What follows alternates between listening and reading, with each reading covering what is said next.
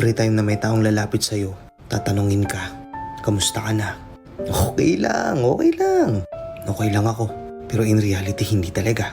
Pagod na pagod ka na. Nilalakasan mo lang yung loob mo, pinapakita mong masaya ka. Kasi akala ng mga tao hindi ka nagkakaroon ng problema. Ikaw kasi yung tipo ng tao na palaging masaya sa harap ng ibang tao.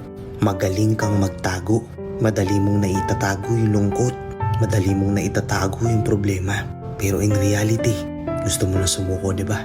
Gusto ko lang malaman mo na hindi ka nag-iisa. Marami tayo. Isang malaking cheers naman dyan sa mga laban na ipinanalo natin na tayo lang nakakaalam. Ayaw kasi natin maging burden. Ayaw mong maging pabigat. Ayaw mong isipin ng mga tao na mahina ka. Ayaw mong isipin ng mga tao na hindi mo kaya.